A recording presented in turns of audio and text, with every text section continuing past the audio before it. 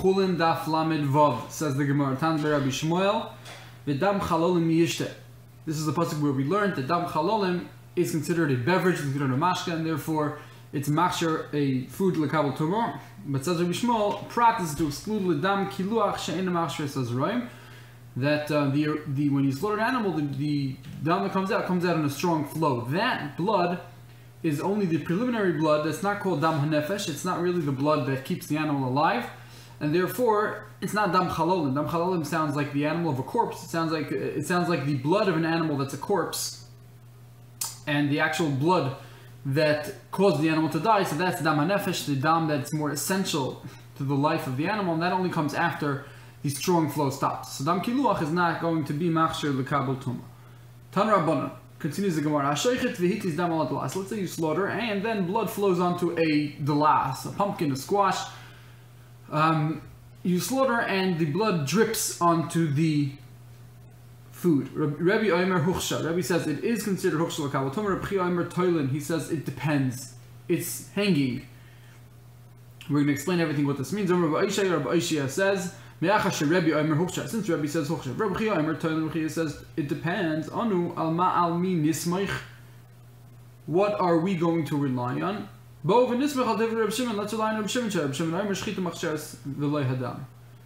We're going to rely on Rabbi Shimon, which we mentioned in the previous daf, that he holds that shchita, the actual slaughter, is machshir the animal to become tumah, but not dam. Dam shchita is not something that can make an animal susceptible to can make food at all. Dam shchita is not something that is machshir kabel tumah, and therefore we're going to go with Reb Shimon, who says it's not a problem.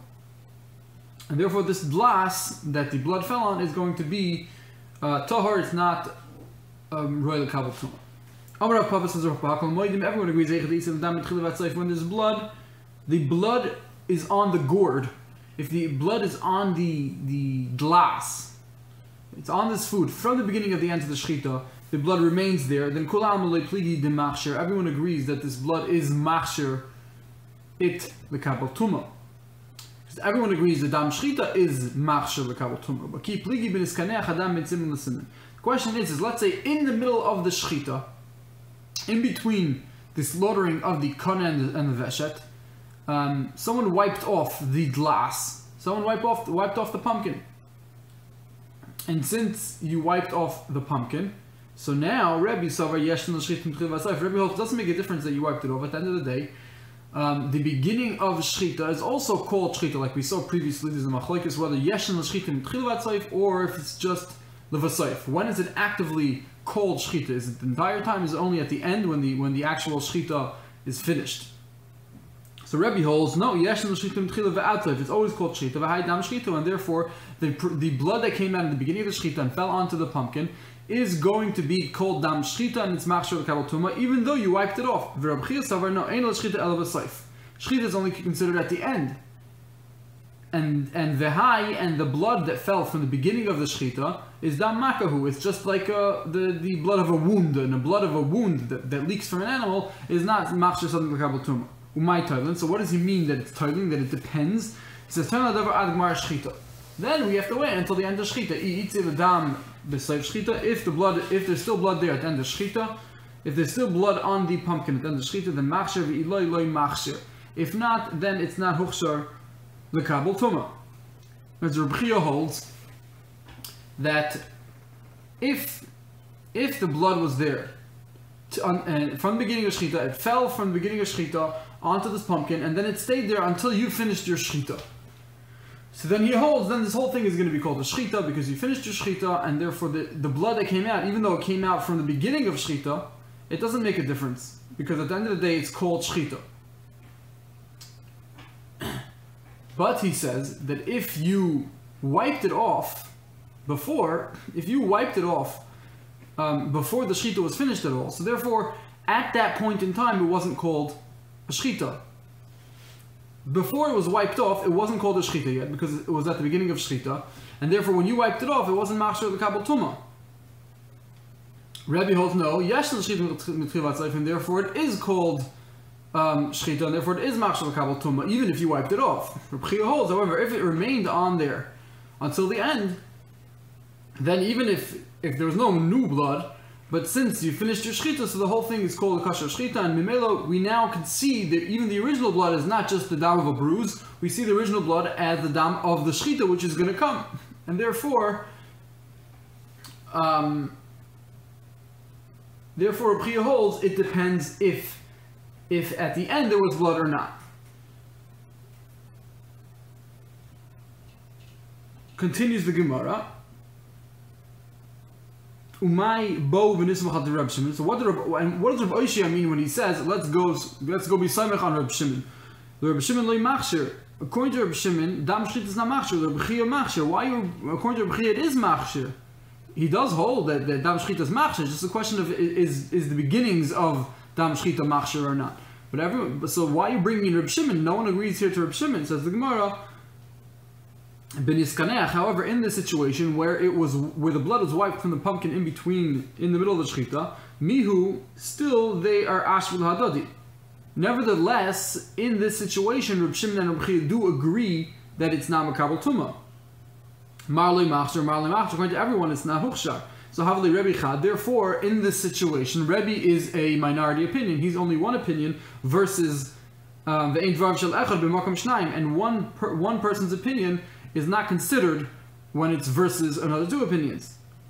That is Rav Papa's explanation of the Brisa. Rav Ashi has his own. Toilin la'olam mashma. He says no. Toilin doesn't mean it depends on what the outcome is going to come out, and you have to see the end in order to determine what the halacha is. He says no. Toilin means a suffix. It remains a suffix forever. Even if it was niskanech, Reb Chia has a suffix. He is not sure. If there is considered, if shchita is considered from beginning to the end, therefore, since he has this suffix, my toilin, he holds toilin means loy archlin v'loy sarfin. You cannot eat it because it might be tameh. Again, we're talking about the glass of the pumpkin is truma. So then, we're not sure if it was huchshal kabel tuma, and if something tummy touched it, so we're not sure if it's tummy. Therefore, loy archon, you cannot eat because it might be truma that's tummy. However, even though truma that's tummy you burn, this you cannot burn loy sarfin because you're not sure. Maybe it wasn't really huchshal. So therefore, it's a suffix according to him. Umay bo v'nismach Reb Shimon. What does it mean with the continuation of the Brisa that says, "Let's come and rely on Reb Shimon"? The Reb Shimon loy machshir. The Reb Chia sfeika. Why are you bringing Reb Shimon? According to Reb Shimon, dam shchita is not machshir. According to Reb Chia, it is. It's a suffix. He says le'inyan sreifa. Mihu, nevertheless, regarding whether you should burn it, shavul adodi, they both agree. Mar loy sarfe and mar loy sarfe. Each one agrees that you can't burn it. Why can't you burn it? Because it's either not bivada not huchshu or misafik not huchshu. Either way, you can't burn truma. Havelei Rebbe chad, and comes out. Rebbe's just one opinion. Ve'ein dvar shel echad b'makom shnayim. And one opinion is not considered when it's versus two. V'achika omar kigoyin zois toilin. And this is what he means. Like in this situation, it depends. Meaning you leave it hanging. You can't eat it and you can't burn it. These last couple of words, Rashi says, is not a girsa. You just erase it. It's not needed. We know this already. Fine. Just this last line from Vachika Amar. Continues the Gemara. Let's say you have a mincha with flour, and the flour is very tight, packedly tight together, that the shemen, the oil of the mincha, didn't really reach all the flour. So the shemen wasn't machshir all the flour because there are pebbles of flour that are packedly tight together, and the liquid of the shemen doesn't penetrate into each part of the flour. So then he says he wants to know whether we're minded by rishon v'sheni, whether they can become tameh as a rishon or sheni l'tumah. Could there be such a thing? Or we don't have rishon v'sheni l'tumah.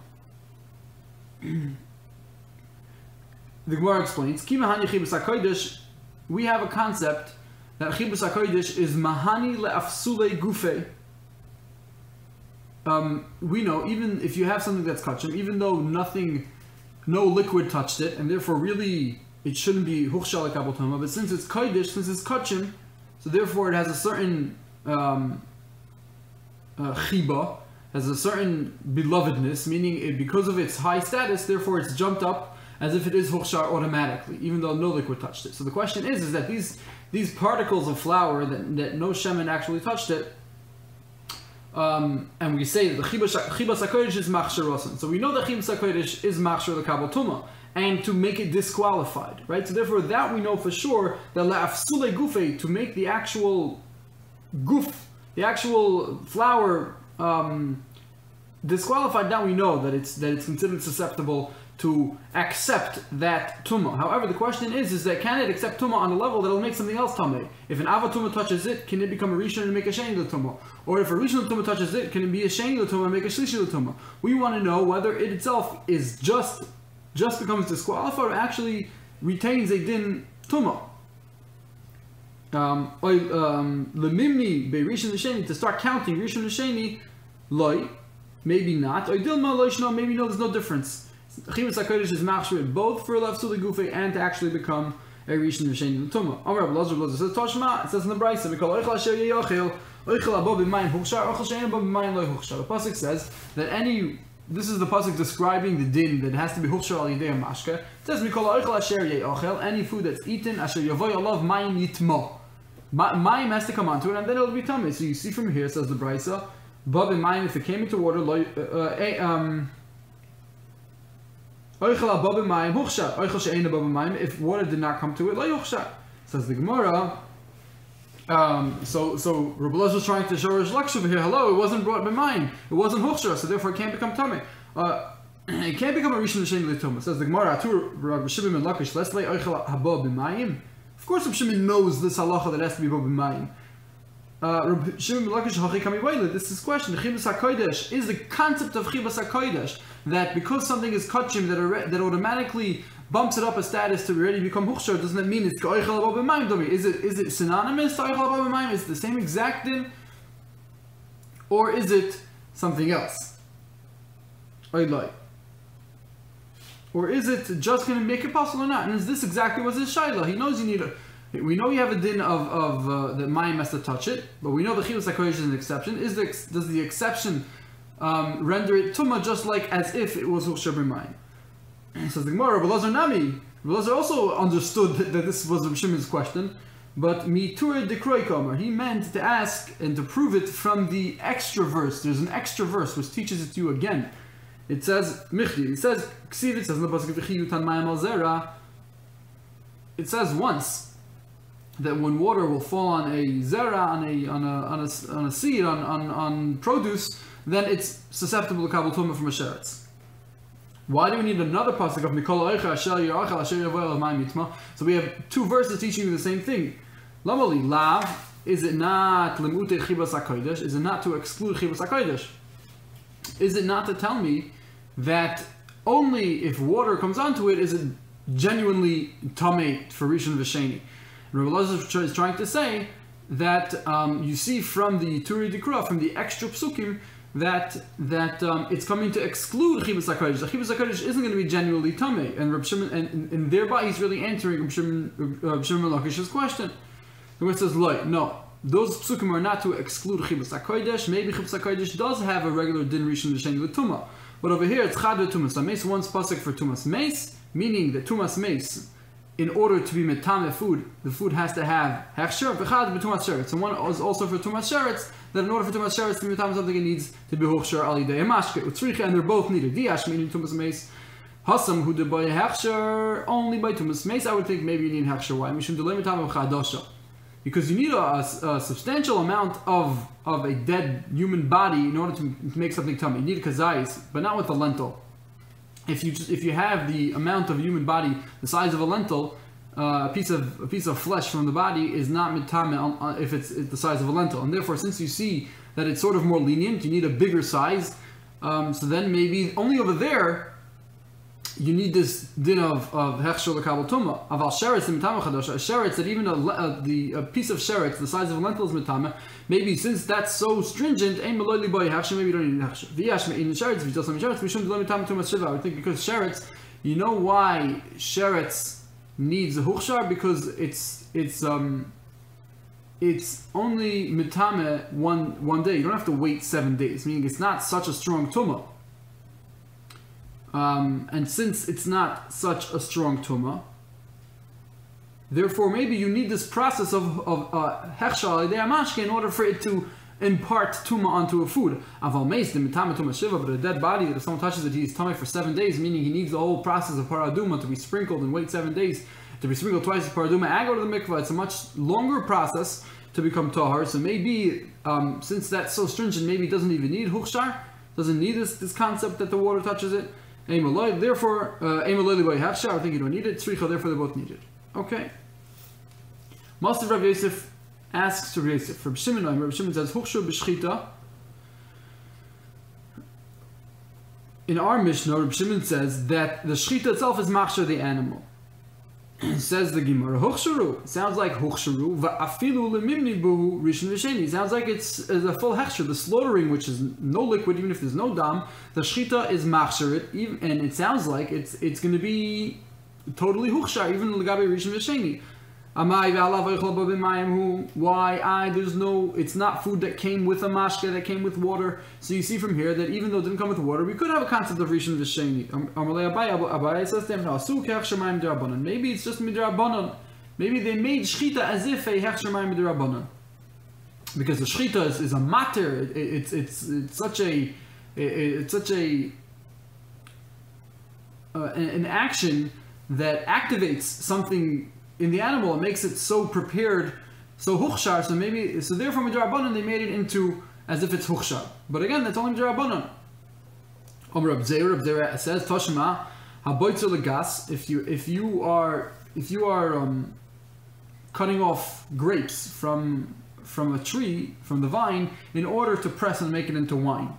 Shammai Omer huchshar, and then Shammai says that if there was liquid on the grape, then it's huchshar. It's considered susceptible to kabel tuma. And Hillel Omer loy huchshar. No, even if a little liquid got squeezed out of the grape, it's still not huchshar because you had no intention. You want it for the wine. You don't want the grape to leak any juice right now. V'shasik le Hillel le Shammai. And then Hillel was quiet and admitted to Shammai that Shammai is right. Amai, why, v'alav oichel abo b'mayim hu. It's not oichel that came with water with intention, meaning same thing over here. It's not real huchshar the kabel tuma because there was no intention for this grape juice on the grape. So again, you see, even though something is not genuine hechsher, still we do have some times where it is considered huchshar, even though it's not the real dinim. So same thing. Amalei Abai tells back. No, that's asu k'hechsher mayim midrabanan. Midrabanan they made it as if it's hechsher mayim. So therefore, it's not considered. Really, it's not a raya because over here it's only midrabanan. Amalei Rabbi Yosef. Rabbi Yosef says, "Amin alocha no huchshu b'shchita." I told you the case of huchshu b'shchita from our Mishnah. V'at amart li asu k'hechsher mayim. You told me it's drabanan. And then Reb Zera also told Amalek Reb Zera v'amart li asu k'hechsher mayim. Also he said drabanan. Well, the Reb Shimon Lakish nami asu k'hechsher mayim. Reb Shimon Lakish is asking the same question. His question is essentially this flour of mincha that had chilas hakodesh that she wants to know whether it has rishon l'tumah, rishon l'sheni l'tumah. So you do have a proof. You have a proof at least on the drabanan level that we are going to call it rishon l'sheni l'tumah. Amar Lei tells him back. Atu Reb Shimon Lakish litleis coming by Lei. Does Reb Shimon ben Lakish just want to know whether it's puzzle and whether you just have to leave it? And since you're telling me midrabanan, so now it's tamei and because rishon v'sheni l'tumah midrabanan, and that's the raya you're bringing me. Says the Gemara, that's not enough. That's not. Rabbi Shimon Lakish wasn't asking just whether it's considered tamei and now you can't use it. He wanted to know whether lisref kikami ba'ile. He wanted to know. His question was to burn it, meaning. Only if something's tamei midrabanan, if Chacham gives something a status of hechsher midrabanan, and everything is only tamei midrabanan, so then you can't burn the kachim if it becomes tamei, because you're not allowed to burn kachim. It's called hefsed kachim. So the rabbanan can't come and say, yeah, we say burn the kachim because according to us it's called a hechsher. No, they won't be oiker the biblical arrangement of the dinim, and therefore Rabbi Shimon Lakish's question won't be answered if you tell him, yeah, midrabanan we're machmer. Very nice, midrabanan be machmer. He wants to know whether on a biblical level, on a daraisidical level, it's considered chibas hakodesh is makes the flour huchshar l'kabel tumah on a level that you can actually burn it because it's tummy with the raisa. That was his question. Therefore, all these rayas you're bringing me are just rabbanans, and therefore you can't bring a raya to him. Says the Gemara Michlal. You see from here, from the fact that you're answering this way, and the fact that this is the way you're explaining Reb Shimon ben Lakish's question, the chivas hakodesh daraisa, the concept of chivas hakodesh is midaraisa.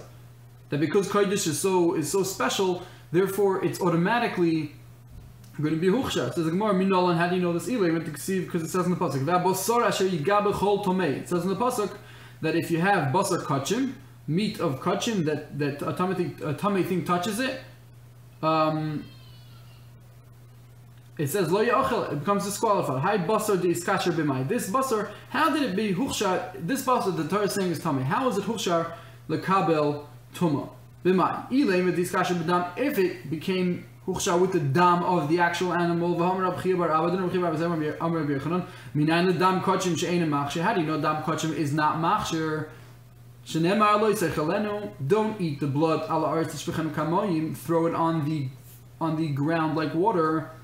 Dam anishbech kamayim. Only dam that is thrown like water is machshir. She'ein anishbech kamayim, but it's not thrown like water. I.e. dam kachim that you need it to throw on the mizbech. You can't just throw it on the floor like water. Then that's ain't a machshir. So you see from here that the dam of the actual animal that's kachim cannot be machshir. So therefore, again, how did this pasuk become tamei? Ela di iskasher b'mashki b'mitzbachaya. Elamai, we're saying that it was huchshar in the mashkim that are in the kitchen of the Beis HaMikdash. V'am Rabbi Yisrael bar Chanina, didn't Rabbi Yisrael bar Chanina say that mashki b'mitzbachaya lo dayan shehen dachan. Not only are they tohar, not only are they dachan means tohar, but even ella she'ein machshirin. More than that they are considered tohar, they can't even be machshir something in the kabel tumah. So you see that the mayim or any of the liquids that were used in the beit v'chaim, the kitchen of the azara, are not able to be machshir something in the kabel tumah. So again, we still have the question of the basar and the pasuk. How did it become huchshar the kabel tumah? If you can tell me tergema adam, no, you can say that this previous statement that we said that the mashk of the beit mitbachaim is not machshir. Maybe that's only the dam, but the mayim is. The hamashkim karmanot, it says all mashkim. It doesn't say just dam, and therefore again, what is machshir the kabel tumah? Elalav discussion must be the pshat is that because it's kachim, that's enough to automatically catapult it to the status of being huchshar. And you see that the concept of chibas hakodesh is a din d'oraisa. Says the Gemara, no, v'dilma k'Rabbi Yehuda Amar Shmuel. Maybe no. There's a different way to explain the pasuk. Like Rabbi Yehuda Shmuel, Rabbi Yehuda Shmuel. K'goin shayis le parash of Shlomim. You have a cow of Shlomim, the vira benacha, and then you washed it off. You passed it along in a river or in a stream, and then shachtan, you slaughtered it v'adayin matchketefech, and there was still wet liquid on it. So you see that maybe that's the pshat in the pasuk. Don't bring me a pasuk. Don't bring me a raya from the fact that the pasuk says that basar is huchshar l'kabel tumah. Maybe the water was on it from before when you washed the animal before outside of the Beis HaMikdash. Elomi sefer says the Gemara. We'll bring it from the end of the pasuk. The end of the pasuk is the habasar kol tahar yuchal basar. That's the end of the pasuk. So the extra word v'habasar. The Gemara uses it to learn out the rabbis eitzim ulvaina, that both frankincense and eitzim that are used in the Beis HaMikdash can become tamei. Asks the Gemara, eitzim ulvaina b'nei achila. You know how it's not food. How can something that's not food become kabel tumah? Ella says the Gemara must be. You see from the fact that we're including eitzim and levaina that they're susceptible to kabel tumah. Must be it's because chibas hakodesh machshir rason umash v'lo oichel. So you see the concept is it biblical? And so Hanami also in our situation, in the flour that the shemen did not hit all the flour because it's packed that together. Also maybe chibus hakodesh is machshir it. And then his question is, what is the halacha? Kimahani chibus hakodesh l'psilu the gufe? Is the chibus hakodesh enough to passel the guf? But to actually make it tamei as a Rishon V'Sheni not. Or maybe once the Torah tells us that that Chibas HaKodesh is machshirit lekabel tuma, maybe it also becomes Rishon V'Sheni with tuma. Therefore, teku. So therefore, says the Gemara, we left over this question and we don't have an answer. Tishbi Yitaretz Kushius V'Bayus. It's left standing. Adkan Chulin Daf Lamed Vav.